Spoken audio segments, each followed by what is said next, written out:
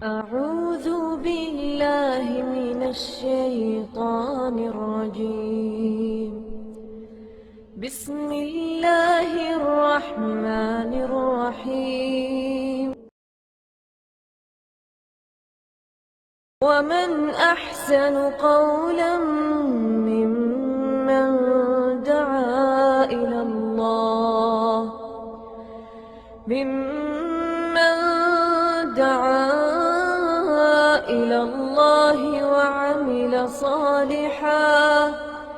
وعمل صالحا وقال إنني من المسلمين.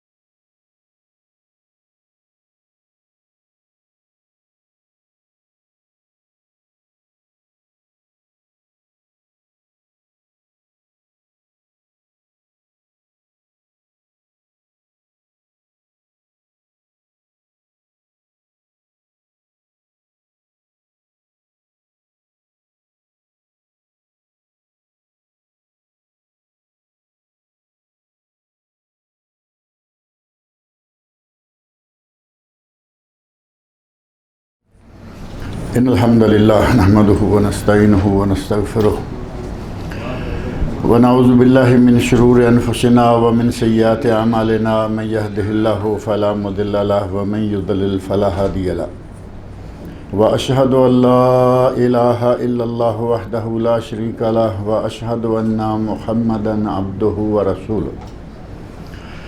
أما بعد فإن خير الحديث كتاب الله وخير الهدي هدي محمد صلى الله عليه وسلم وشر الأمور محدثاتها وكل محدثة بدعة وكل بدعة ضلالة وكل ضلالة في النار.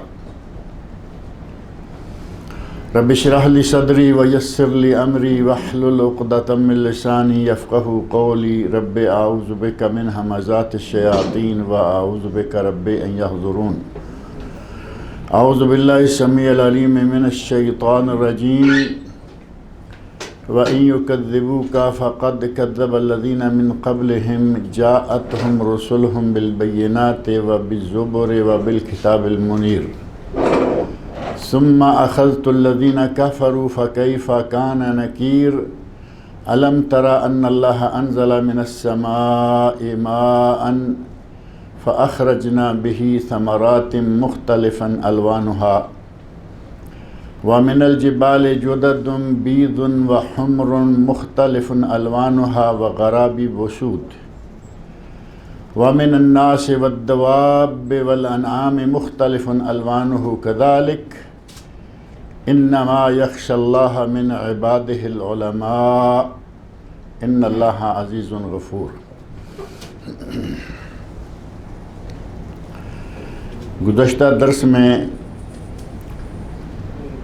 سماع موتیٰ کے سلسلہ میں قدر تفصیل کے ساتھ بات آئی تھی کہ جو فوت ہو چکے قبروں میں دفن کر دیے گئے وہ سنتے نہیں، حتیٰ کہ نبی صلی اللہ علیہ وسلم سے خطاب کرتے ہوئے اللہ رب العزت نے ارشاد فرمایا وَمَا أَنْتَ بِمُسْمِعٍ مَّن فِي الْقُبُورِ، جو قبروں میں ہیں انہیں تم نہیں سنا سکتے۔ اب جب اس کائنات کی سب سے اشرف ترین شخصیت جو کہ ہمارے نبی ہیں، جب وہ نہیں سنا سکتے تو پھر ہر ایرا گیرا کہے کہ نہیں ہم سنا سکتے ہیں، ہماری سنتے ہیں، ہماری مانتے ہیں، ہماری مرادیں تک بھی پوری کرتے ہیں، تو اس کا مطلب یہ ہوا کہ یہ محض دعوے ہیں اور یہ بھی جھوٹے دعوے، اور غالباً بلکہ یقیناً یہی وجہ ہے کہ آج جن لوگوں کو جھوٹے دعوے کر کر کے یہ باتیں کہی جاتی ہیں، قیامت کے دن یہ اپنے پیروں کے گریبان پکڑ لیں گے۔ قرآن کریم میں یہ بات موجود ہے کہ قیامت کا دن ہوگا تو یہ جن کی آج پوجا تک کی جا رہی ہے وہ انکار کر دیں گے، وہ کہیں گے کہ ہم نے تمہیں کہاں کہا تھا کہ ہمارے پیچھے آؤ۔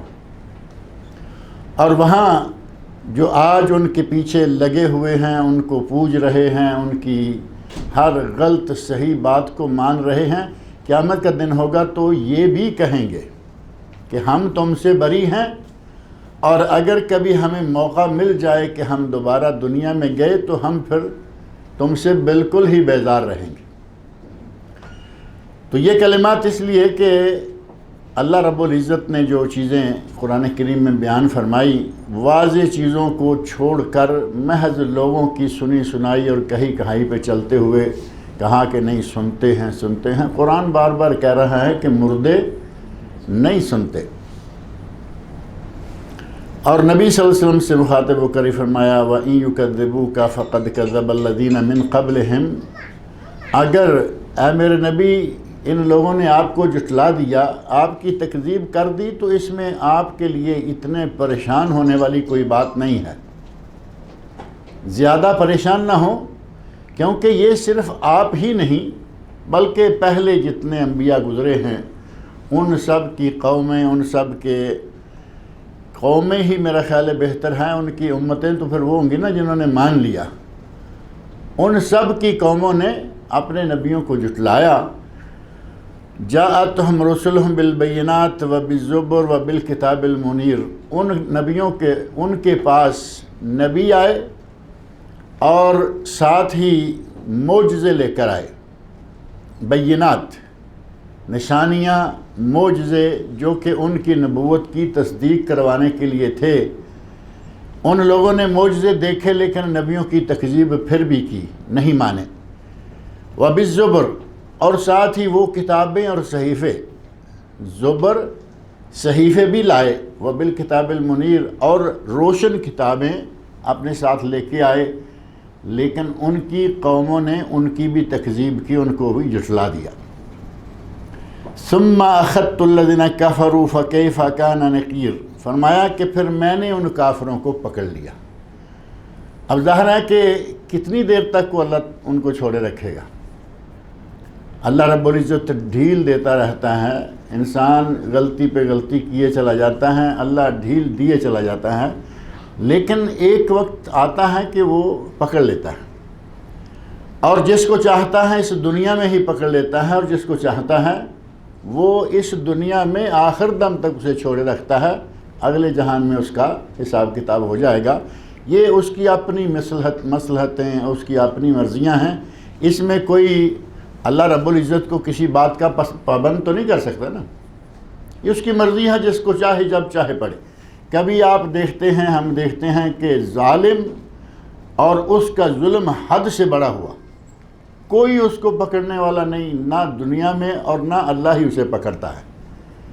اللہ پکڑ تو سکتا ہے نا، لیکن پکڑتا نہیں، چھوڑا ہوا ہے، ڈھیل دیے گیا، اور جب پکڑنے پہ اللہ آئے تو پھر وہ پکڑ لیتا ہے۔ ان بطش ربک لشدید، پھر پکڑ بھی بڑی سخت ہوتی ہے، کیونکہ اللہ رب العزت کی پکڑ بہت سخت ہے۔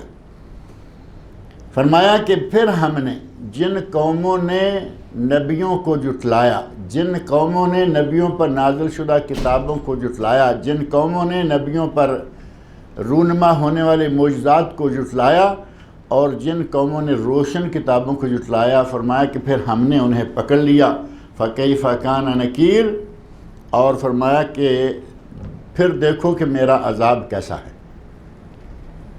نکیر کا معنی عذاب۔ ہم نے جب پکڑا تو پکڑنے کے بعد دیکھو کہ ان کا عذاب، جو ان کو عذاب دیا گیا، وہ کیسا ہے۔ اب آپ مختلف قوموں پہ نگاہ ڈال کے دیکھیں گے، قرآن کریم کے اندر ساری باتیں یہ موجود ہیں۔ حضرت لوط علیہ السلام کی قوم کا اللہ رب العزت نے کیا حال کیا، آگے آ جائیں فرعون کو دیکھیں، اللہ رب العزت نے اس کا اور اس کی قوم کا کیا حال کیا۔ قرآن کریم میں سارے نہیں لیکن کچھ انبیاء کی قوموں کے تذکرے موجود ہیں، اور ان میں یہ واضح طور پر نظر آتا ہے کہ اللہ رب العزت کا عذاب واقعی بہت سخت ہے۔ الم تر ان اللہ انزل من السماء ماء، فرمایا کہ کیا آپ دیکھتے نہیں کہ اللہ نے آسمان سے پانی نازل کیا۔ اللہ رب العزت کا یہ بہت بڑا احسان ہے کہ اس نے ہمیں آسمان سے پانی عطا فرمایا، اور واضح بات ہے کہ پانی صرف آسمان سے ہی نہیں نازل ہوتا، ہمیں پانی آسمان سے بھی ملتا ہے اور ساتھ ہی زمین سے بھی ملتا ہے۔ آسمان سے بارش اللہ رب العزت بارشیں برساتا ہے، اور بارش کا نظام بھی اللہ رب العزت نے کیسا رکھا ہوا ہے، جب وہ چاہتا ہے۔ کبھی کسان اور زمینوں پہ کھیتی باڑی کرنے والے، باغات کی دیکھ ریکھ کرنے والے چاہتے ہیں بارش ہو، نہیں ہوتی، اور کبھی وہ گھبرا رہے ہوتے ہیں، بادل دیکھ کر بھی ان کی جان نکل رہی ہوتی ہے کہ کہیں بارش نہ ہو جائے، بارشیں ہو جاتی ہیں۔ یہ اللہ رب العزت ہی جانتا ہے کہ وہ کب بارش نازل کرے، کب نہ کرے، کہاں نازل کرے، کہاں نہ کرے، کون سا علاقہ، کون سا خطہ بارشوں کا محتاج ہے اور کون سا ابھی محتاج نہیں، یا کس علاقے کے لوگوں کو بارش عطا کر کے ہم نے نوازنا ہے اور کس علاقے کے لوگ اس لائق نہیں ہیں۔ اللہ رب العزت نوازنے پہ آئے تو ایک علاقے کے تھوڑے سے حصے کے لوگوں کو نواز دے۔ بارشوں کے زمانے میں آپ دیکھتے ہیں کہ اس گاؤں میں بارش ہوئی ہے، اگلے میں نہیں، اس محلے میں بارش ہوئی ہے، اگلے میں نہیں۔ ہمارے بعض دفعہ خبر میں بارش ہوتی ہے، راکا میں نہیں ہوتی ہے، کوئی 500 کلومیٹر کا فاصلہ۔ یہاں بارش ہے، عزیزیہ میں نہیں، یہ کازوے کی پار سائڈ جو ہیں وہاں بارش نہیں ہوتی۔ تو اللہ رب العزت کی مرضی ہے، چاہے تو ایک ہی علاقے کے تھوڑے سے حصے کو بارش عطا کرے، تھوڑے کو محروم کر دے، اور اگر وہ چاہے تو ایک شخص کی کھیتی کو پانی مل جائے اور کسی کو نہ ملے۔ واقعہ معروف ہے یہ نہیں؟ ایک صاحب کھلے صحرا میں چل رہے ہیں، کہتے ہیں کہ مجھے اوپر سے آواز آئی، بادلوں سے آواز آئی یا آسمان فضا سے آواز آئی، عشق حدیقت فلان، فلاں آدمی کے باغ کو پانی پلاؤ، اسے سیراب کرو۔ کہتے ہیں کہ دیکھتے دیکھتے آسمان پہ بادل چھا گیا، ایک جگہ اکٹھا ہوا اور وہاں پانی گرنا، بارش ہونا شروع ہو گئی، اور بارش جہاں ہو رہی ہے وہ علاقہ تھوڑا ہٹ کے ہے، لیکن وہاں سے نالی ٹائپ ایک راستہ بنا ہوا ہے پانی کے گزرنے کا۔ میں نے دیکھا کہ وہ وہاں سے سارا پانی اکٹھے ہو کے لیکن نالی میں آ رہا ہے۔ میں نے کہا کہ یہ تو کچھ دیکھنے والی بات ہے، کہ یہ باقاعدہ نام بھی لیا گیا اور کہا گیا کہ فلاں شخص کے باغ کو پانی مہیا کرو، تو میں اس پانی کے ساتھ چلتا ہوں۔ اب ظاہر ہے کہ پانی تو کوئی تیزی سے نہیں چل رہا ہوگا نا، جیسے کہ پانی کی عموماً رفتار ہوتی ہے۔ پانی کے ساتھ چل دیا، دیکھا کہ آگے ایک آدمی ہے اپنی کھیتی میں، وہ کھیتی باڑی کے جو انداز ہوتے ہیں، کوئی راستے بنا رہے ہیں پانی کے گزرنے کے، کوئی راستے بند کر رہا ہے کہ یہاں پانی پہلے نہ آ جائے۔ دیکھا کہ پانی وہاں باقاعدہ پہنچ گیا اور اس نے اپنی کھیتی جو ہے اس کو سیراب کیا، اور پانی آ رہا ہے، اور اس نے جا کے اس سے پوچھا کہ اللہ کے بندے تیرا نام کیا ہے؟ تو اس نے کہا کہ تو میرا نام جان کے کیا کرے گا؟ اس نے کہا نام جاننے کی ضرورت پیش آئی ہے۔ اس نے نام بتایا، اب یہ کہتا ہے کہ تم بتاؤ کہ تمہیں کیا ضرورت پیش آ گئی؟ تو کہنے لگا کہ میں نے آسمان سے اسی نام کی آواز سنی تھی کہ فلاں کے باغ کو پانی پلاؤ، فلاں کے باغ کو سیراب کرو، اور وہ نام تیرا تھا۔ اب مجھے بتاؤ کہ تم کرتے کیا ہو؟ اب یہاں بات آ گئی کہ اللہ جس کو چاہے وہ مہیا کرتا ہے، بارش مہیا کرے، زیادہ کرے، کم کرے، بقدر حاجت ہو، حاجت سے کم ہو، وہ جانتا ہے مقدار کتنی چاہیے۔ تم کرتے کیا ہو؟ اس نے کہا کہ تمہیں بتانے کی بات تو نہیں تھی، لیکن اب جس انداز سے تم پوچھ رہے ہو اس کا مطلب ہے کہ تم اس کہانی کو شروع سے لے کے چلے آ رہے ہو، تمہیں بتانا ہی ہوگا۔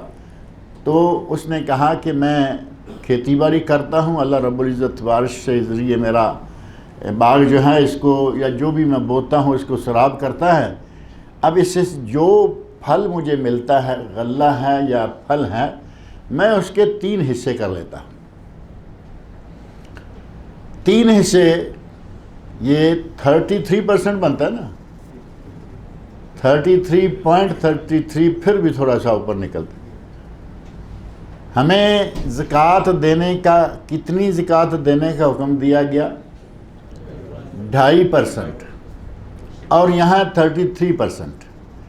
وہ بڑی خوشی سے 33% دیتا ہے، ہم 2.5% دیتے ہوئے گھبرا رہے ہیں کہ 2.5% یہ اتنا پیسہ کدھر نکل جائے. اور اگر فصلوں کا کہیں تو فصلوں کا بھی ہمارا جو ہے وہ عشر نہیں ہے، بارش والی فصلوں کا عشر ہے وہ بھی 10%. اور اگر آپ اپنے کھیت کو خود پانی مہیا کرتے ہیں، ٹیوب ویل سے، نہروں سے، نالوں سے، اس پانی کا انتظام آپ خود کرتے ہیں، بارش سے نہیں ہوتا، تو اس وقت نصف العشر، یعنی 10% کی بجائے یہ کتنا ہو گیا؟ 5% اور کم ہو گیا. اس آدمی نے کہا کہ میں 1/3 اللہ کی راہ میں دے دیتا ہوں، جو بھی مجھے غلہ یا جو بھی مجھے پھل ملتا ہے اس کا 1/3 اللہ کی راہ میں، 1/3 میں اپنے بچوں کے لیے کھانے پینے کے لیے رکھتا ہوں، اور 1/3 آئندہ زمین میں بونے کے لیے الگ سے بیج کے طور پر رکھ دیتا ہوں. تو آدمی کو سمجھ آ گئی کہ یہاں بارش کیوں ہوئی تھی، اور اس آدمی کا نام لے کے اللہ رب العزت نے بارش کا انتظام کیوں کروایا تھا. اب ظاہر ہے کہ وہ عیسائین کا، ہمارے کیا ہیں یہ دمام کے پار والے لوگ، ان کا خمس ہے، اور خمس پتہ کتنا بنتا ہے؟ 20%. 100 میں سے 20% خمس یعنی 5واں حصہ، اور یہ ان سے بھی بہت آگے ہے. یہ 33% دے رہا ہے اللہ کی راہ میں. اللہ کی راہ میں دیں تو اللہ محروم نہیں کرتا، بلکہ اللہ رب العزت اس آدمی کی طرح بڑے اسپیشل انتظام کر دیتا ہے، کوئی پریشانی نہ آئے، کسی قسم کا نقصان نہ ہو، اور میرا بندہ بڑی خوشحالی کے ساتھ اور خوش دلی کے ساتھ اپنی زندگی گزارے. یہ اللہ رب العزت کا انتظام ہے کہ وہ بارشیں کہاں نازل کرے، کہاں نازل نہ کرے. اور زمین سے بھی پانی اللہ مہیا کرتا ہے، آسمان سے پانی مہیا، بارش، اور صرف بارش ہی نہیں بلکہ جس کو ہم شبنم کہتے ہیں. قرآن کریم میں یہ بھی بات موجود ہے کہ اللہ چاہے تو بارش برسائے، اور اگر نہ چاہے فطل، تو صرف شبنم بھی کافی کام کرتی ہے. شبنم جو رات کو، سردیوں کے دنوں میں رات کو، وہ تو ظاہر بارش کی شکل نہیں ہوتی، باریک سی اللہ رب العزت فوار بنا کے زمین پہ نازل کر دیتا ہے. اللہ تعالیٰ فرماتے ہیں کہ اس کی اگر ہم بارش کے ذریعے نہیں تو اس کو ہم شبنم کے ذریعے ہی پانی مہیا کر دیتے ہیں. مایوس اور محروم نہیں رکھا جاتا. آسمان کے پانی کے علاوہ زمین کا پانی ہے، بہت ساری اقسام ہمارے سامنے ہیں. سمندر سے لے کر آپ نلکے تک آ جائیے، سارا پانی جو ہے زمین کے اندر موجود ہے. بلکہ زمین کے اندر تو اتنا پانی ہے، کہتے ہیں کہ زمین کا 1/4 آباد ہے، اور 3/4 زمین پر پانی ہی پانی ہے، یہ سمندر، دریا وغیرہ. تو ظاہر ہے کہ زمین سے تو اللہ تعالیٰ نے پانی کا بہت ہی زیادہ انتظام کر رکھا ہے. بہرحال یہاں فرمایا الم تر ان اللہ انزل من السماء ماء، کیا دیکھا نہیں ہے کہ تمہارے رب نے آسمان سے پانی نازل کیا. فاخرجنا به ثمرات، پہلے غائب کے صیغے سے کہ تمہارے رب نے آسمان سے پانی نازل کیا، اور آگے پھر متکلم کے صیغے سے کہ پھر ہم نے اس پانی سے، یعنی پہلے مطلقاً اللہ نے پانی نازل کیا، اور آگے جو متکلم کا صیغہ جمع متکلم کا فاخرجنا به، پھر ہم نے اس بارش کے پانی سے نکالے. ہم نے جمع کا صیغہ نا. ایک بات ذہن میں رکھیں کہ اللہ رب العزت کا مقام، اللہ رب العزت کی شان، اللہ کی عظمت، اس کی بڑائی اس کی توحید میں ہے. اللہ کی بڑائی اس کی توحید میں ہے. اور ہم جو اردو زبان میں خاص طور پر آپ کا لفظ استعمال کرتے ہیں یا جمع کا صیغہ استعمال کرتے ہیں، یا یہ کہتے ہیں کہ اللہ تعالیٰ فرماتے ہیں، یہ تو بہت استعمال ہوتا ہے نا. اللہ تعالیٰ ارشاد فرماتے ہیں، اللہ تعالیٰ فرماتے ہیں، اللہ تعالیٰ کرتے ہیں، اللہ تعالیٰ کہتے ہیں. جمع کا صیغہ بہت استعمال ہوتا ہے.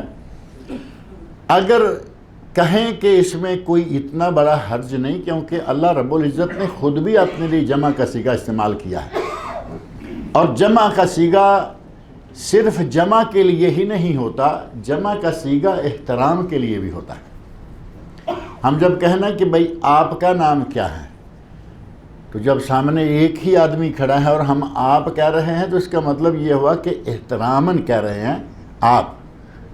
یہ آپ اس کو لغت کا ایک مسئلہ سمجھ لیں، یا جیسے بھی ہم نے ایک ہی آدمی کو آپ کہا، جمع کا صیغہ، اور اگر اسی آدمی کو کہیں کہ تمہارا نام کیا ہے، جو لوگ اردو کے ادب سے تھوڑا تعلق رکھتے ہیں وہ کہیں گے کہ بڑا گستاخ آدمی ہے، مجھے کہہ رہا ہے تمہارا نام کیا، میں اس کے باپ کی عمر کا، میں اس کے بڑا۔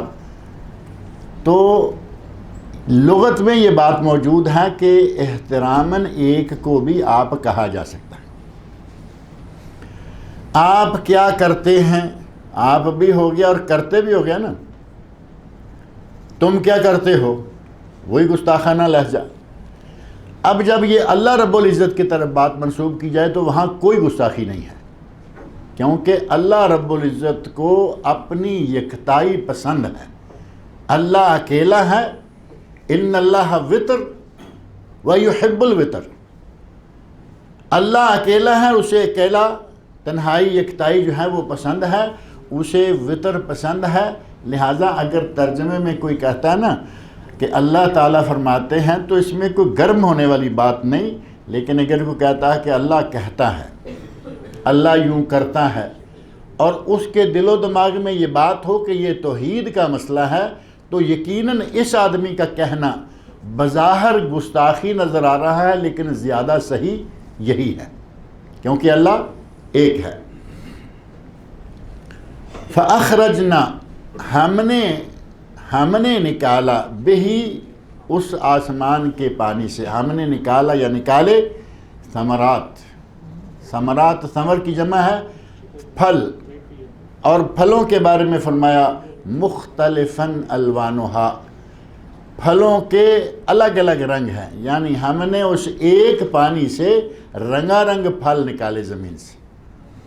اب پانی تو ایک ہی آ رہا ہے نا، پانی آسمان سے ایک ہی نازل ہوا، نیچے زمین بھی ایک ہی ہے، اور اللہ رب العزت کی قدرت سے اسی زمین اور اسی پانی سے کہیں آم ہیں، کہیں مالٹے ہیں، کہیں سیب ہیں، کہیں انگور، کہیں کھجور۔ اللہ رب العزت کے کتنے بڑے احسانات ہیں کہ پانی ایک ہی ہے، وہی سب کو آ رہا ہے، لیکن ہر طرح کا رنگ برنگے پھل، رنگ برنگے پھول اور طرح طرح کے غلے اسی ایک پانی سے اللہ رب العزت زمین سے اگا رہا ہے۔ فَأَخْرَجْنَا بِهِ ثَمَرَات، ہم نے اس آسمان سے، بارش کے پانی سے، مختلفاً الوانھا، مختلف رنگوں کے پھل پیدا کیے یا پھل نکالے۔ وَمِنَ الْجِبَالِ جُدَدٌ بِيضٌ، وَمِنَ الْجِبَالِ جُدَدٌ بِيضٌ وَأَلْوَانُهَا وَغَرَابِيبُ سُودٌ۔ فرمایا وَمِنَ الْجِبَالِ جُدَدٌ بِيضٌ وَحُمْرٌ، اور پہاڑوں میں سے کچھ پہاڑ سفید ہیں اور کچھ لال ہیں۔ اب پہاڑ بھی ظاہر ہے کہ کچھ سفید ہوتے ہیں، پتھر ہیں لیکن سفید ہے، پتھر ہے لال ہے، زیادہ تر میں ہے لال ہی ہوتا ہے، پہاڑوں کا پتھر زیادہ تر لال ہی ہوتا ہے، لال گہرا لال ہو گیا، کم لال ہو گیا، سرخ ہے، ڈارک سرخ ہے، لیکن سرخ زیادہ ہے۔ البتہ ساتھ ہی سفید کا بھی اللہ نے فرمایا کہ سفید پتھر بھی ہیں، سفید پہاڑ بھی ہیں، اور ساتھ ہی فرمایا مختلف الوانھا، ان پہاڑوں کے بھی رنگ الگ الگ ہیں، سفید ہیں، سرخ ہیں، وغرابیب سود، اور سیاہ کالے بھی ہیں، غرابیب سود، سیاہ کالے۔ اب سود یا اسود یہ تو یہاں آسان ہے نا، اسود کا معنی کالا، مذکر ہو تو اسود، اور اگر مؤنث ہو تو سودا، سودا کالی اور اسود کالا، اور سود کالے۔ سوڈان ایک ملک ہے پورا، ہم تو ڈی کے ساتھ لکھتے ہیں سوڈان، اصل میں وہ دال کے ساتھ ہے سودان. اور آپ ان لوگوں کو دیکھ لیں، آپ کو ترجمہ آسانی سے سمجھ آ جائے گا کہ سودان کا معنی کیا ہے. کالے رنگ کے لوگ ہیں نا سارے، بہت تھوڑے جو مصر کے ساتھ لگتے ہیں اس علاقے میں، تھوڑے سے سفید کلر کے ہیں سوڈانی لوگ، جیسا کہ تھوڑے سے خوبصورت مصری لوگوں میں سے تھوڑے سے کالے بھی ہیں. اللہ رب العزت کا اپنا انتظام ہے، سارا ملک گورے رنگ کے لوگوں کا، تھوڑی سی پٹی اس میں کالے رنگ کے لوگوں کی، سارا ملک کالے رنگ کے لوگوں کا، ایک پٹی گورے رنگ کے لوگوں کی. جو چاہے جہاں چاہے وہ کرے، اس کو کوئی پوچھ نہیں سکتا. فرمایا کہ پہاڑوں میں لال ہیں، پہاڑوں میں سفید ہیں، اور ساتھ ہی کچھ غرابی بسود سیاہ کالے ہیں. اسود کالے کو عربی میں جب زیادہ کالا بتانا ہو تو اس وقت ساتھ لفظ جو غرابیب کا ہے نا وہ لگتا ہے. اور جیسے ہمارے یہاں بھی کہتے ہیں نا، پہلے کالا کہیں گے اور پھر ذرا زور کے ساتھ بہت کالا کرنا تو کالا سیاہ. عربی کا انداز جو ہے وہ ہمارے یہاں بھی ہے، جب کالا سیاہ کریں گے تو اس کا مطلب یہ ہوا کہ یہ بہت ہی کالا ہے. اللہ رب العزت نے پہاڑوں کی یہ مختلف شکلیں بیان کیں، اور ساتھ ہی فرمایا وَمِنَ النَّاسِ، اور لوگوں میں سے. اب لوگوں میں سے بھی ہے نا، جیسے میں نے ذکر کیا کالے لوگ بھی ہیں، گورے لوگ بھی ہیں، بلکہ کالے اور گورے تو مشہور ہیں نا، ایک پیلے لوگ بھی ہیں. پیلے لوگوں کا بھی کوئی ذکر ہے آپ کے ذہن میں؟ نہیں ہاں؟ کچھ لوگ ہیں پیلے رنگ کے. یورپ کے علاقوں میں ایک علاقہ ہے، وہاں کے لوگوں کا رنگ تھوڑا پیلا ہوتا ہے، گورا بھی نہیں بلکہ پیلا. اللہ رب العزت نے کالے، پیلے، سفید، گورے، ہر طرح کے لوگ دنیا میں بھیجے ہوئے ہیں. فرمایا وَمِنَ النَّاسِ، اور لوگوں میں سے، وَالدَّوَابِ، اور زمین پر چلنے والے جانوروں میں سے، اور ساتھ ہی فرمایا وَالْأَنْعَامِ، اور چوپایوں میں سے. اب چلتے تو چوپائے بھی زمین پر ہی ہیں، لیکن چوپائے جو 4 پاؤں والے ہیں، جیسا کہ لفظ کے اندر چوپائے کا لفظ موجود ہے، 4 پاؤں والے گائے، بھینس، بھیڑ، بکری، اونٹ، یہ بھی ہیں، اور ان میں بھی الگ الگ رنگ ہیں. آپ چلتے ہوئے دیکھیں گے، یہ لمبا روٹ کبھی آپ لیں، آپ کو دائیں بائیں کبھی سفید رنگ کے اونٹ نظر آئیں گے، بالکل سفید صاف، کبھی سیاہ کالے رنگ کے اونٹ نظر آ جائیں گے، کہیں درمیان والا جو گورا رنگ ہے، بلکہ یوں کہیں کہ پنک کلر، تھوڑا سا سرخی مائل، وہ ہیں. مختلف قسم کے اونٹ موجود ہیں. اور جانوروں میں گائے دیکھیں، کالی بھی ہے، گائے سفید بھی ہے، اور گائے پیلی بھی ہے یا نہیں؟ جس گائے کا ذکر سورۃ البقرہ میں آیا ہے، وہاں پھر آخر میں آ کے وہی گائے جو ہے وہ تلاش کرتے کرتے کرتے پہنچ گئے کہ وہ گائے ہو جس کا رنگ پیلا، خوبصورت، فاقع اللون، اٹھتا ہوا خوبصورت رنگ ہو. تو ہمارے سامنے اس طرح کی گائیاں موجود ہوتی ہیں. اللہ رب العزت نے ہر طرح کی چیزیں، دواب اور انعام کو 2 لفظ کو قریب معنی کے باوجود اللہ رب العزت نے الگ الگ استعمال کیا، کیونکہ دواب زمین پر چلنے والا ہر جانور، اور چوپائے صرف 4 پاؤں والے، اور 4 پاؤں اس کے علاوہ 6 پاؤں، 8 پاؤں. یہاں پچھلے دن میں بات ذکر کر رہا تھا کہ اتنا سا ایک کیڑا ہے، پتہ نہیں اس کے 100 پاؤں ہیں یا کتنی ٹانگیں ہیں، زمین کے اوپر رینگتا ہے، اور بے شمار ٹانگیں، بے شمار اس کے پاؤں ہوتے ہیں. اللہ رب العزت کی مخلوق میں کیا کیا چیزیں اس نے بنائی ہیں. فرمایا وَمِنَ النَّاسِ وَالدَّوَابِّ وَالْأَنْعَامِ مُخْتَلِفٌ أَلْوَانُهُ كَذَلِكَ، یعنی جانوروں میں سے، چوپایوں میں سے، انسانوں میں سے بھی اسی طرح مختلف رنگ ہیں. اسی طرح سے مراد جس طرح پہاڑوں میں ہیں مختلف رنگ، اسی طرح پھلوں میں ہیں مختلف رنگ، اور اسی طرح انسانوں میں بھی مختلف رنگ ہیں، جانوروں میں مختلف رنگ ہیں. اور مختلف خوشبوئیں، پھول ہیں مختلف خوشبوؤں والے. اور خاص طور پر پھلوں میں تو اللہ رب العزت نے ہمارے لیے بہت ہی خاص نعمتیں پیدا فرمائی ہیں کہ ایک ہی نام کا پھل ہے، اس میں اندر پھر مختلف قسم کی اس کی ورائٹیز ہیں. اب کھجور لے لیجئے، کھجور ہم تو ایک کھجور ہی کہتے ہیں نا، اور اب کسی عرب سے پوچھ کے دیکھیے کھجوروں کے نام کتنے ہیں اور کھجوروں کی اقسام کتنی ہیں. مختلف قسم کی کھجوریں آپ کے سامنے آئیں گی، رنگ بھی الگ الگ، ان کے تقریباً ذائقے بھی الگ الگ اور سائز بھی الگ الگ. اب سکری معروف ہے، سکری کوئی اور چیز ہے، خلاص ہے وہ کوئی اور چیز ہے، اور اجوا ہے وہ بھی تو کھجور ہی ہے نا، وہ الگ چیز ہے. عام کھجوریں جس کھجور کا ایک شیشی کہتے ہیں، پکی ہوئی تیار کھجور آپ دیکھتے ہوں گے اس کا ایک کنارہ تھوڑا سا سفید رہتا ہے، وہ پیک بند ملے گی، 2 سال کے بعد بھی کھولیں اس کا وہ تھوڑا سا حصہ جدھر سے وہ ٹہنی کو لگی رہتی ہے وہ تھوڑا سا حصہ سفید رہتا ہے، شیشی. اللہ رب العزت نے کتنے نام، کتنی چیزیں، کتنے رنگ یہ پھلوں میں ہیں. اور یہ کھجور ہے. اسی طرح انگور ہے، انگور بھی دیکھو، کالا بھی انگور ہے، پیلا بھی انگور ہے، گورا بھی انگور ہے، ہرے رنگ کا، جس کی وجہ سے انگوری رنگ مشہور ہے. وہ انگوری رنگ کا بھی انگور ہے. سارے انگور سیڈ لیس انگور ہیں. اللہ رب العزت کی قدرت دیکھیں، اس کے اندر بیج نہیں ہے، بیج والی چیز ہے لیکن اس کے اندر بیج نہیں ہے. اور کھجور بھی ہے نا سیڈ لیس، ایک کھجور بھی ہے اس کے اندر گٹھلی نہیں ہوتی. اللہ رب العزت کی نعمتیں کیا کیا ہیں.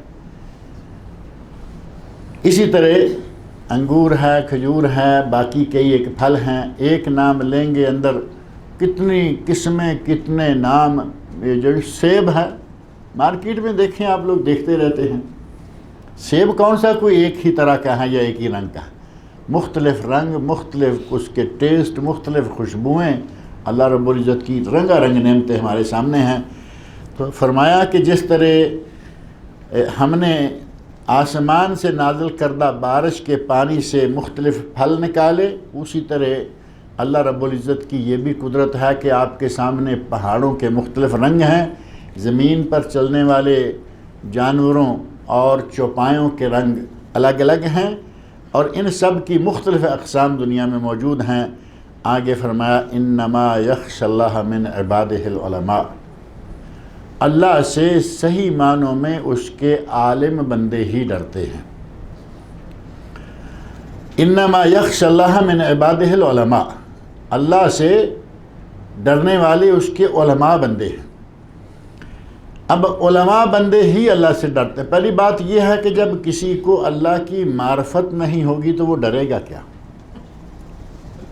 ایک شخص اللہ کو جانتا ہی نہیں، بس اسے پتا ہے کہ مجھے کسی نے پیدا کر دیا ہے دنیا میں اور یہ دنیا کسی نے بنا دی ہے.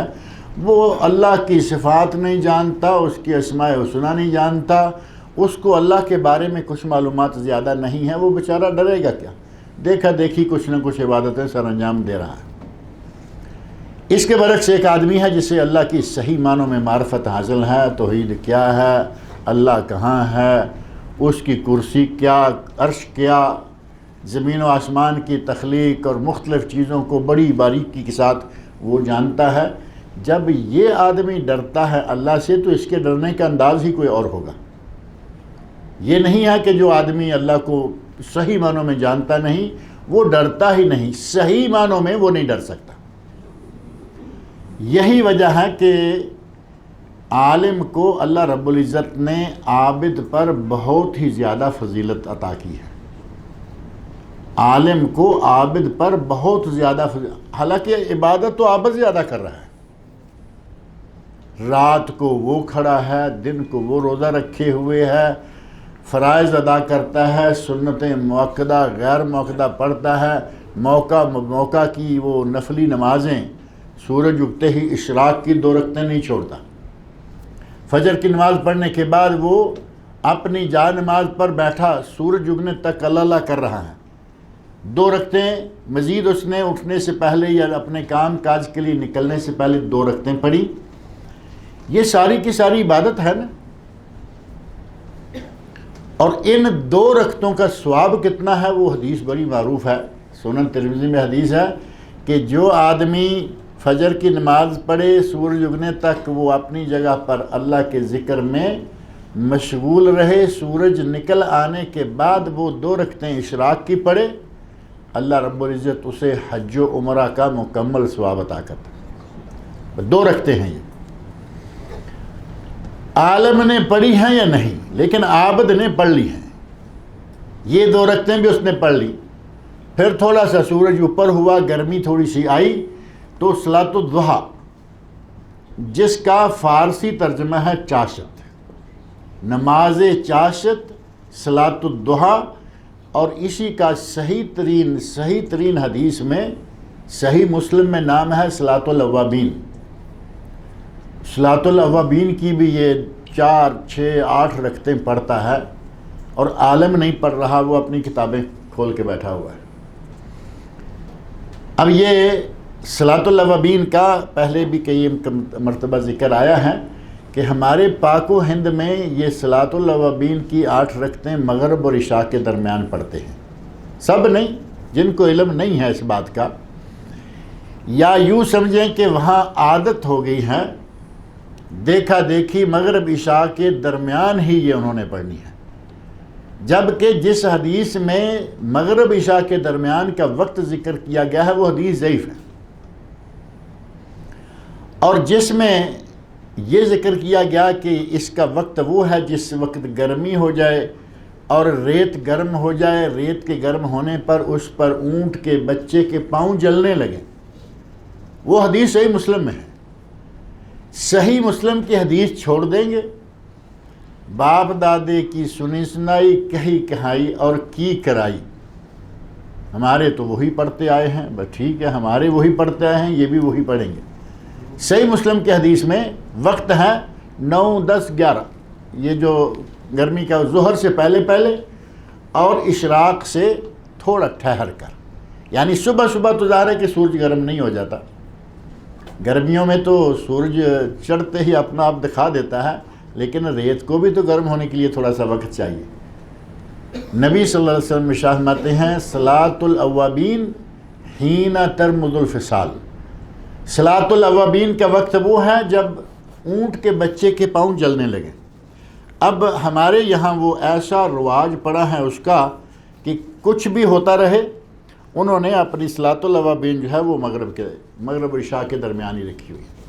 جبکہ ہمیں جب صاف طور پر ایک حدیث مل رہی ہے اور اس میں ذکر ہے کہ اس کا وقت 9 10 11، یا یوں سمجھ لیں کہ تھوڑی گرمی ہونے کے بعد ہے، تو ہمیں چاہیے کہ تھوڑا سا اپنے اندر تبدیل ہونے کا رویہ بھی پیدا کرے. ہماری وہ کنڈی ایسی اڑتی ہے، جہاں اڑتی ہے پھر اس کو کھولنا مشکل ہو جاتا ہے، یوں لگتا ہے کہ جہاں کنڈی لگائی تھی وہاں زنگ بھی لگ گیا.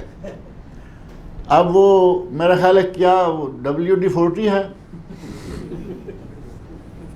اب WD-40 لگے، کوئی اچھی طرح جھٹکے دے تب جا کے شاید وہ زنگ نکلے اور کنڈی ہلے. اور اتنا اب کون کرے؟ عالم کی ذمہ داری WD-40 لے کے چلنا نہیں، عالم کی ذمہ داری جھٹکے دینا نہیں، عالم کی ذمہ داری ہے پہنچا دینا کہ میرے بھائی یہ ہے سنت اور یہ صحیح حدیث سے ثابت ہے، اور یہ ہے ضعیف حدیث اور اس پہ عمل کرنا جائز نہیں ہے. عالم تو یہ کر سکتا ہے نا، ڈنڈا تو عالم کے پاس ہے نہیں، ڈنڈا تو عالم کے پاس ہوتا نہیں، پہنچانا نبیوں تک کے لیے کہا گیا. وما علی الرسول الا البلاغ، وما علی الرسول الا البلاغ المبین. رسول پر تو صرف پہنچا دینا ہے. اب پہنچ گیا، عمل کرے یا نہ کرے یہ رسول کا کام نہیں ہے. تو ہمارے یہاں کچھ چیزیں ایسی ہو جاتی ہیں پکی کہ اس سے ذرہ بر ادھر ادھر ہونے کو تیار نہیں ہوتے. اللہ رب العزت نے نبی اکرم صلی اللہ علیہ وسلم کے ارشادات نے عالم کو درجہ دیا. قرآن میں بھی ہے نا، یرفع اللہ الذین آمنوا منکم والذین اوتوا العلم درجات. اہل ایمان جن کو علم بھی دیا گیا، 2 چیزیں، ایمان بھی ہو علم بھی ہو، اللہ ان کی درجات بلند کرتا ہے. اور عالم اور عابد کا یہ فرق جو ہے وہ ایک پرانا اور بڑا مشہور و معروف واقعہ ہے، اس کو ذرا ذہن میں رکھیں تو بھی پتہ چل جاتا ہے کہ اللہ رب العزت نے یہ عالم کا اتنا مقام بیان کیا، نبی صلی اللہ علیہ وسلم نے اتنا مقام بیان کیا، اس کے مقابلے میں عابد کی کوئی اتنی بڑی حیثیت نہیں۔ تو اس کی وجہ کیا ہے؟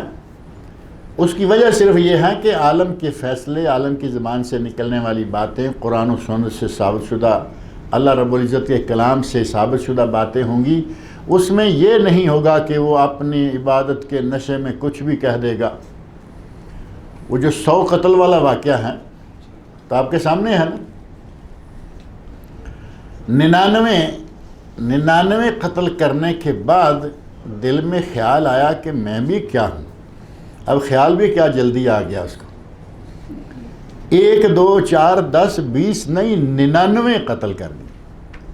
99 قتل کرنے کے بعد اللہ جب کسی کے اوپر مہربان ہو، جب کسی کے دروازے، کسی پر اپنی رحمتوں کے دروازے کھولنا چاہے، 99 قتلوں کے بعد اپنی رحمت کا دروازہ کھولا اور اس کی توجہ جو ہے اس طرف ہوئی کہ تو کیا کرتا جا رہا ہے، قتل پہ قتل، قتل پہ قتل۔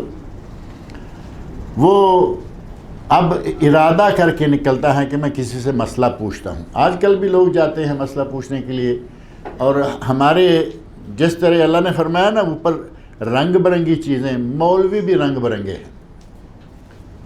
یہ صرف پہاڑ نہیں، صرف جانور چوپائے نہیں، صرف پھل نہیں، مولوی بھی رنگ برنگے۔ آپ ایک ہی مسئلہ بیک وقت مختلف علماء سے پوچھیں، آپ کے سامنے مختلف رائے آ جائیں گی۔ اگر آپ نے مسئلہ پوچھا اور ساتھ ہی یہ بھی کہہ دیا کہ ہمیں فقہ حنفی کی روح سے جواب چاہیے، تو اب یہ تو پابند کر دیا گیا نا کہ فقہ حنفی میں کیا ہے، وہ فقہ حنفی کے مطابق بتائے گا، اور وہ مسئلہ چاہے قرآن کریم اور سنت رسول کے سری خلاف کیوں نہ ہو، اب یہ سننے والا بھی عمل کرے گا اور بتانے والا بھی وہی بتائے گا۔ اور ایسے واقعات موجود ہیں، ایسے فتاوے موجود ہیں، اخبارات میں خاص طور پر جو فتوے آتے ہیں ان میں عموماً یہی پوچھا جاتا ہے جی فقہ حنفی کے روح سے، اور مولوی حضرات اپنی زبان سے خود کہتے نظر آئیں گے، آپ سنتے رہتے ہوں گے کلپ مختلف قسم کے۔ بھائی ایک بڑے مشہور و معروف عالم ہیں، مختلف حوالوں سے ان کا ذکر خیر آ ہی جاتا ہے۔ پچھلے درس میں آ گیا کہ مردوں کو سنانے کے لیے ذکر آیا تھا نا کہ وہ کلمہ پڑھا رہا، مرنے کے بعد وہ قبر میں ہے دفن اور یہ کلمے پڑھا رہا ہے۔ اسی نے ایک مرتبہ ایک جلسے میں کہا ہے اور بڑے جوش جذبات میں آ کے کہا کہ امام بخاری جنت میں نہیں جائیں گے، وہ رفع دین کرتے تھے، امام مسلم جنت میں نہیں جائیں گے، وہ رفع دین کرتے تھے، شیخ عبد القادر جیلانی جنت میں نہیں جائیں گے، وہ کئی نام لیے، کہا یہ سارے رفع دین کرتے تھے، یہ سارے جنتی ہیں۔ اور پھر آرام سے کہتا ہے کہ میں تو چونکہ حنفی ہوں، یعنی میں نہیں کرتا کیونکہ میں حنفی ہوں۔ مطلب یہ کہ ساری دنیا عمل کرے قرآن سنت پر، لیکن میں اپنی جو کنڈی وہاں میری لگی ہوئی ہے میں اس کو کھولنے کے لیے تیار نہیں۔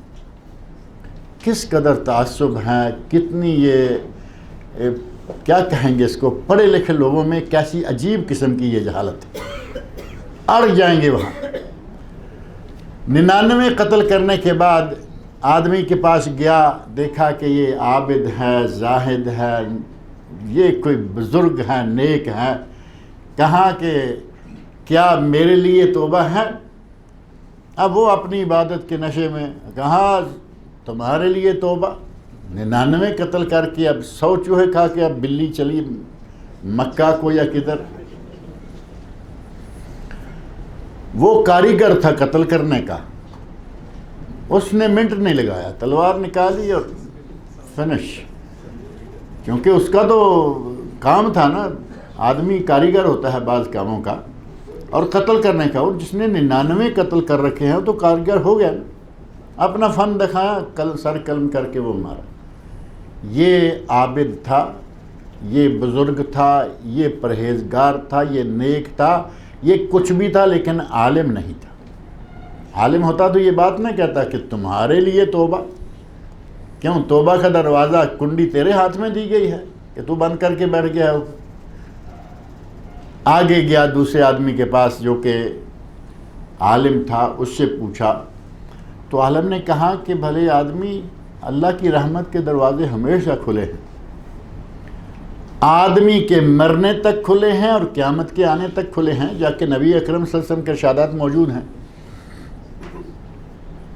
حتی تطلع الشمس من المغرب، جب تک سورج مغرب سے نہیں نکل آئے گا تب تک دروازہ کھلا ہے، ما لم یغرغر، مرنے سے پہلے جو گلے میں غرغرہ سا ہو جاتا ہے، جب تک وہ غرغرہ شروع نہیں ہو جائے گا تب تک توبہ کا دروازہ کھلا ہے۔ دونوں چیزیں دنیا کے حساب سے قیامت تک اور انسان کی اپنی زندگی کے حساب سے آخری دموں تک توبہ کا دروازہ کھلا ہے۔ آگے تفصیلی واقعہ میں ہم نہیں جاتے، عالم اور عابد کا فرق یہیں صاف طور پر واضح ہوگا۔ اللہ رب العزت نے ایسے بھی فرمایا انما یخشی اللہ من عبادہ العلماء، اللہ سے صحیح معنوں میں علماء جو جاننے والے ہیں وہی ڈرتے ہیں، وہی ڈر سکتے ہیں۔ امام ابن کثیر رحمۃ اللہ علیہ نے اپنی تفسیر میں امام سفیان ثوری سے نقل کیا ہے، اور وہ کہتے ہیں کہ عالم جو ہیں وہ 3 قسم کے ہوتے ہیں۔ ایک عالم ہے عالم باللہ اور عالم بامر اللہ، 2 چیزیں اکٹھی ہیں اس میں، عالم باللہ اور عالم بامر اللہ۔ یہ اللہ سے بھی ڈرتا ہے اور اللہ کی قائم کردہ حدود جو ہیں ان پر بھی عمل کرتا ہے، یعنی صحیح معنوں میں عالم با عمل جسے کہتے ہیں، اللہ سے بھی ڈرتا ہے اور اللہ کی قائم کردہ جو حدود ہیں ان پر بھی عمل کرتا ہے۔ یہ ہے عالم باللہ اور عالم بامر اللہ۔ اللہ تعالیٰ علماء کو اسی طرح کے عالم بنا دے، عالم با عمل ہوں۔ اور دوسرا فرمایا کہ جو صرف عالم باللہ ہے، پہلا عالم باللہ اور عالم بامر اللہ، 2 چیزیں اکٹھی ہو گئی نا، دوسرے میں عالم باللہ، یہ اللہ کو تو پہچانتا ہے اور اللہ سے ڈرتا ہے، لیکن اس کی قائم کردہ حدود کی پرواہ نہیں کرتا۔ اللہ کو پہچانتا ہے، اللہ سے ڈرتا بھی ہے، لیکن اس کی قائم کردہ جو حدود ہیں ان کو اپناتا نہیں۔ اور تیسرا کہا صرف عالم بامر اللہ، پہلے میں 2 چیزیں جمع ہیں، دوسرے میں 1 ہے، تیسرے میں 1 ہے۔ عالم بامر اللہ یہ حدود و فرائض سے تو باخبر ہے، حدود و فرائض سے باخبر ہے، لیکن خشیت الہی سے محروم ہے، یعنی اللہ سے جس انداز سے ڈرنا چاہیے اس انداز سے یہ نہیں ڈر پا رہا، یہ حلال ہے، یہ حرام ہے، یہ سارا جانتا ہے۔ علماء کی یہ تینوں انواع جو ہیں وہ آپ کے سامنے ہیں، آپ کو نظر آتی رہتی ہیں۔ کبھی کبھی آپ بعض اشتہارات پڑھتے ہوں گے، عالم با عمل ہے نا، لکھا ہوا ہوتا ہے، بقیت السلف، بقیت السلف یعنی سلف صالحین کا نمونہ ہے، جن لوگوں کے بارے میں، جن علماء کے بارے میں لوگوں کا یہ ذہن ہے کہ یہ نیک بھی ہیں، صرف عالم نہیں بلکہ ساتھ ہی با عمل ہیں، عالم بھی ہیں، عابد بھی ہیں، تو بقیت السلف یا عالم با عمل، عالم صالح، مختلف قسم کے ان کو القاب دیے جاتے ہیں، اور وہ ان کے عمل کو دیکھتے ہوئے۔ اب ایک آدمی کو کوئی جانتا ہی نہیں کہ یہ کیسا ہے کیسا نہیں ہے، آیا تقریر کی گیا، اس کے بارے میں کوئی کیا کہہ سکتا ہے؟ اللہ رب العزت ہمیں عالم باللہ اور عالم بامر اللہ، ان دونوں کا مجموعہ بننے کی توفیق عطا فرمائے۔ ان اللہ عزیز غفور، بے شک اللہ غالب ہے اور غفور، بہت ہی زیادہ بخشنے والا ہے۔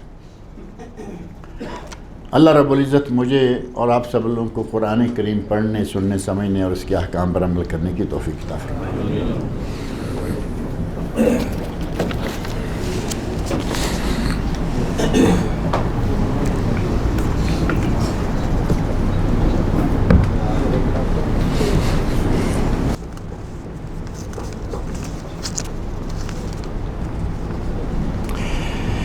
کسی نے لکھا ہے کہ بڑی عمر میں عالم کیسے بن سکتے ہیں؟ اللہ رب العزت آپ کو عالم دین بنائے، 40-50 سال کی عمر میں کہتے ہیں کہ عالم کیسے بنے گا؟ 40-50 ہو یا 70-75 ہو، جب آدمی نیت کر لے اللہ تعالیٰ مدد کرتا ہے۔ پہلے نمبر پہ 40 سال کا آدمی جب یہ پروگرام بنا لیتا ہے کہ مجھے عالم بننا ہے، اللہ رب العزت کے کاغذات میں وہ دلوں کو بھی جانتا ہے، خلوص کو بھی جانتا ہے کہ یہ واقعی اس لائن پہ چڑھ گیا ہے یا بس جذباتی وقتی طور پر جذبات میں آ کے یہ بات کر۔ اللہ رب العزت اسے انشاءاللہ جیسے ہی وہ اس راستے پہ قدم رکھے گا، طالب علموں میں اس کا شمار شروع ہو جائے گا۔ اور ہم سب طالب علم ہیں، اور طالب علم اور عالم جو ہے، طالب علم ہی ہوگا تو عالم بنے گا۔ یہاں میں ایک مثال دے دیتا ہوں تاکہ آپ کے علم میں آ جائے کہ یہ کوئی انہونی بات نہیں ہے۔ ہمارے استاد محترم فاتح شیعہ کے زبردست مناظر تھے، مولانا محمد صدیق صاحب رحمۃ اللہ علیہ، شیخ الحدیث، جامعہ سلفیہ فیصل آباد۔ وہ شادی کے بعد اللہ تعالیٰ نے ان کو توفیق عطا فرمائی، دل میں خیال آیا، اپنی بیوی سے کہنے لگے کہ میرا تو پڑھنے کا ارادہ ہو رہا ہے، اب تم اجازت دے دو تو میں یہ کر لوں۔ اب ظاہر ہے کہ ایسے لوگوں کو اللہ بیویاں بھی ایسی دے دیتا ہے۔ بیوی نے کہا کہ اگر ایسا ارادہ ہے تو پڑھو، میں کیوں روکوں گی۔ پڑھنا شروع کیا، اور آپ کو میں بتا رہا ہوں کہ ہمارے استاد جامعہ سلفیہ فیصل آباد کے شیخ الحدیث، جو سب سے بڑا استاد ہوتا ہے، وہ شیخ الحدیث رہے اور پورے پاکستان کی مرکزی جمعیت کے نائب امیر تھے۔ اب اگر شادی کے بعد بال بچے میں آ کے ہمارے سامنے مثالیں موجود ہیں کہ لوگ عالم ہوئے، آپ کیوں نہیں ہو سکتے؟ آپ بھی ہو سکتے ہیں، بس قدم بڑھائیے، قدم بڑھائیے، اللہ تعالیٰ آپ کے ہمارے سب کے ساتھ ہے۔ جناب فیصل صاحب کے بہنوئی کا آج انتقال ہو گیا ہے، دعا کیجئے کہ اللہ رب العزت ان کی مغفرت فرمائے، بشری کوتاہیوں کو اللہ تعالیٰ معاف کرے، اللہ تعالیٰ انہیں جنت الفردوس میں اعلیٰ مقام عطا فرمائے۔ بینک کا ملازم ہمیں تحفے میں کوئی چیز دے تو کیا ہم اسے بیچ کر کسی ضرورت مند کی مدد کر سکتے ہیں؟ حرام لے کر اس کو اب آگے نکال رہے ہیں، آخر وجہ کیا ہے کہ آپ نے وہ لے لیا تحفہ؟ اب پھر ہمارے یہاں مسئلہ ایک آ جاتا ہے، کہتے ہیں جی مروت کا ایک لفظ بڑا فرسٹ کلاس ہے اردو میں، مروت کا تقاضا تھا کہ ہم نے لے لیا۔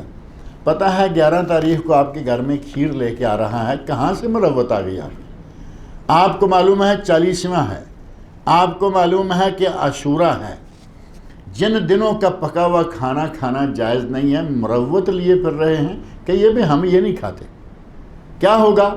آپ کا ایک دوست ٹوٹ جائے گا، ٹوٹنے دیں، کم از کم اپنا عقیدہ تو برباد نہ کریں۔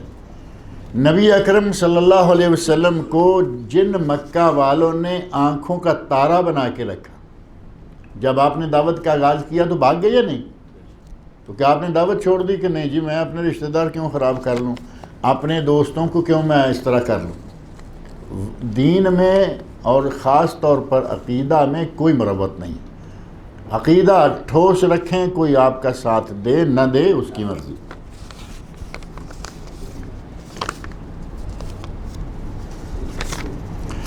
اور کیا ہم گھر کا نام دارالخلد رکھ سکتے ہیں؟ آپ دنیا میں جنت بنانے کے چکر میں ہیں، دارالخلد آخرت میں ہے۔ یہ نام جو ہے وہ بلکہ آخرت کا نام دارالخلد ہے، یہ دارالفنا اور اس کے مقابلے میں دارالخلد۔ اللہ تعالیٰ کے کاموں میں دخل اندازی کا کیا پروگرام آپ بنا رہے ہیں؟ کچھ سال پہلے ہم نے بینک میں ایک پالیسی بنائی تھی جس میں پیسہ ہر سال بھرنا پڑتا تھا، اب ہم اس کو واپس نکالنا چاہ رہے ہیں تو کچھ پیسے بڑھ کے مل رہے ہیں۔ بینک کا کہنا ہے کہ یہ پتہ نہیں کیا لکھا ہے، شام سمارٹ یا کیا ہے میں بڑھ کر آیا ہے، یعنی آپ کے پیسے میں یہ پیسے جو ہیں وہ بڑھ کے آئے۔ بینکوں والے جو بڑھا کے دیتے ہیں تو آپ کو معلوم ہے نا کہ آپ نے کوئی قرض حسنہ تو ان کو دیا نہیں تھا، آپ نے پالیسی کھلوائی جو کہ سود پر مبنی، اور اس طرح کی پالیسیاں عام طور پر 10% 12% سود ہوتا ہے، ان پالیسیوں میں 20-25% ہوتا ہے، کیونکہ یہ جو ایک رقم باقاعدہ فکس ڈپازٹ کے طور پر جمع کرائی جاتی ہے اس کا سود بھی زیادہ ہوتا ہے۔ تو وہ تو ظاہر ہے کہ پیسے بڑھ کے ہی آئیں گے، تو ان پیسوں کا کیا کریں؟ پہلی بات یہ ہے کہ وہ پیسے بینک سے نکال لیں۔ بعض علماء کرام نے کہا ہے کہ وہ چونکہ آپ کے ہیں نہیں، آپ ان کو ہاتھ بھی نہ لگائیں۔ یہ اہل تقوی علماء کا فتویٰ یہی ہے، لیکن دیگر علماء یا یوں کہیں کہ اکثر علماء کہتے ہیں کہ پیسے نکال لیں۔ اگر آپ وہیں چھوڑیں گے تو وہ ناجائز طرح بھی استعمال آپ کے خلاف، مسلمانوں کے خلاف۔ ابھی مثال کے طور پر یورپ ہے، انڈیا ہے، امریکہ ہے، کافر حکومتیں جو ہیں وہ پیسہ، خاص طور پر انڈیا، جہاں مسلمانوں کے خلاف جو انداز اختیار کیا جا رہا ہے وہ باقی کافر ملکوں میں نہیں ہے۔ یہ آپ سامنے بالکل واضح طور پر چیز موجود ہے، اور موقع بہ موقع کوئی نہ کوئی تحریک پیدا ہوتی رہتی ہے۔ کہتے ہیں کہ ہر آدمی کو وہ لے کے دینا ہے، کیا وہ اس طرح کا کوئی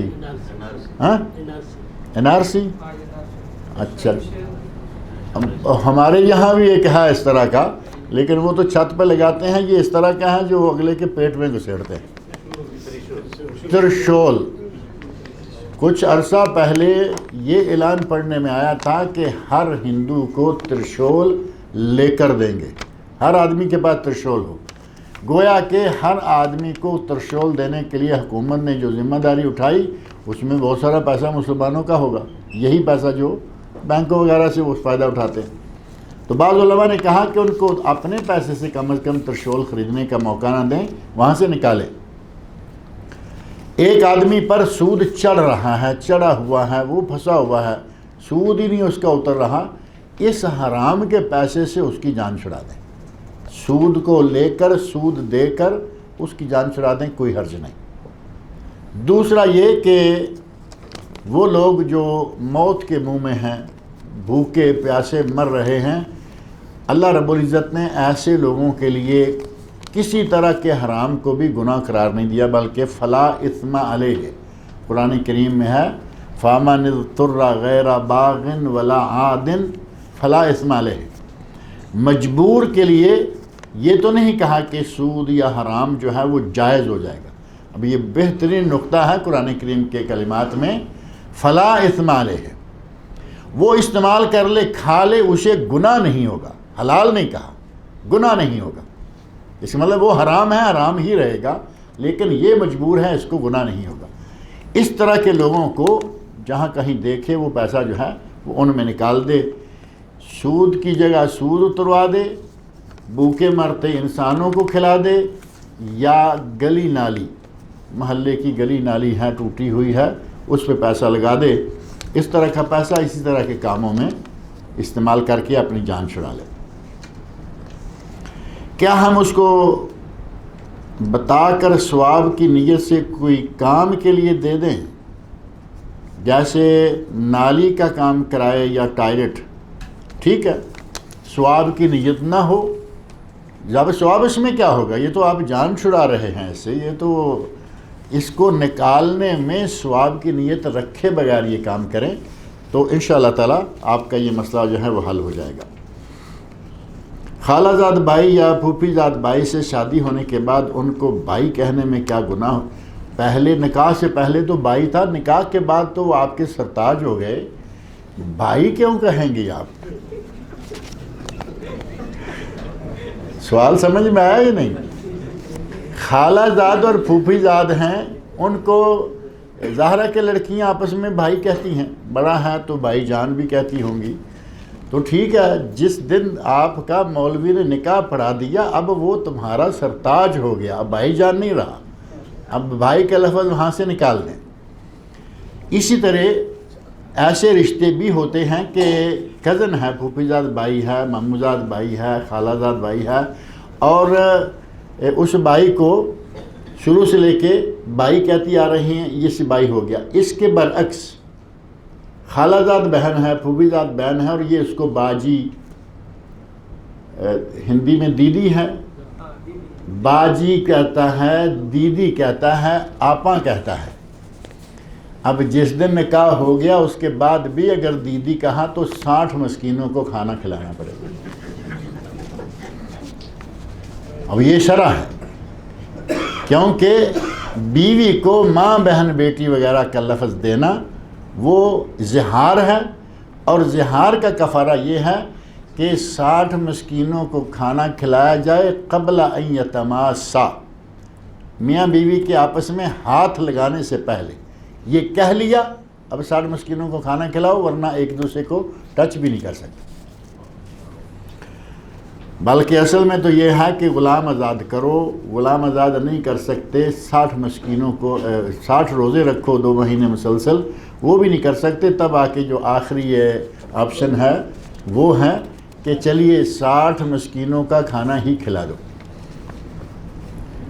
اب کچھ لوگوں میں ہمارے یہاں ایک مرتبہ کسی نوجوان نے سوال کیا کہ میں اپنی بیوی کو ماں کہہ بیٹھا، تو میں نے کہا ٹھیک ہے 60 مسکینوں کو کھانا کھلائیے، آئندہ ماں نظر نہیں آئے گی،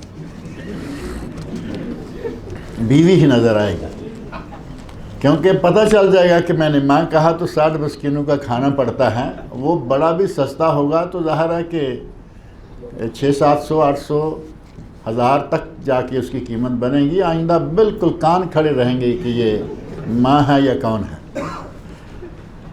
تو میں نے پوچھا کہ یہ کیوں تمہیں ایسا ہوا؟ ظاہر ہے کہ بیویوں والے تو بڑی دنیا ہے، کوئی نہیں کہتا ایسا، کہتا ہے یہ کچھ فلموں میں دیکھ دے کہ وہ لے میری ماں اور دے میری ماں، وہ لفظ استعمال کرتے کرتے سنتے ہیں تو ہمارے بھی نکل گیا۔ میں نے کہا آج کے بعد نہیں نکلے گا انشاءاللہ۔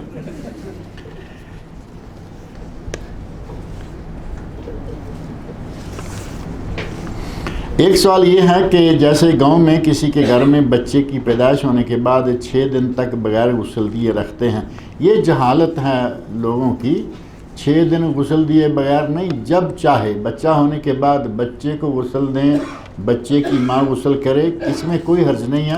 صرف کچھ میڈیکل پابندیاں ہوتی ہیں کہ سردی کے موسم میں زچہ جس کے یہاں بچہ ہوا ہے، یعنی وہ عورت جو ہے، اس کے جسم کی حالت کو دیکھتے ہوئے عموماً کہا جاتا ہے کہ ٹھنڈے پانی سے یہ عورت نہ نہائے، موسم ٹھنڈا ہے، پانی ٹھنڈا ہوگا، اس کو ڈلیوری کی وجہ سے جو جسم کے اندر تبدیلی آئی ہے کہیں نقصان نہ دے۔ لیکن اس میں شرعاً کوئی ممانعت نہیں، نہ 6 دن نہ 600 دن، ایسی کوئی پابندی نہیں ہے، جب وہ چاہے نہا سکتی ہیں، جب اس کو میڈیکلی آسانی ہو وہ غسل کرے، کوئی حرج والی بات نہیں۔ اسلام میں اس کا کیا حکم ہے؟ اور ہمارے یہاں ایک رواج ہوتا ہے کہ بچہ پیدا ہو تو اس کے بعد غالباً 40 دن تک جو چھلا، ایک تو چلہ ہے نا، ایک تو چلہ کاٹتے ہیں اور ایک یہ چلہ ہے جو خواتین بیچاری بھگتتی ہیں، 40 دن تک اس کو گھر سے باہر نہیں جانے دیا جاتا، کہتے ہیں جی یہ اس میں یہ خطرہ ہے، کوئی جن بھوت یہ وہ۔ اب یہاں دیکھیں ہاسپٹل میں بچہ ہوتا ہے، پہلے دن ہی گھر سے باہر ہوتا ہے اور بعد میں گھر میں لایا جاتا ہے، کیا یہاں راستے میں جن بھوت نہیں آتے؟ عجیب قسم کی رسمیں ہیں ہمارے یہاں، ان کی کوئی حقیقت نہیں ہے اسلام میں۔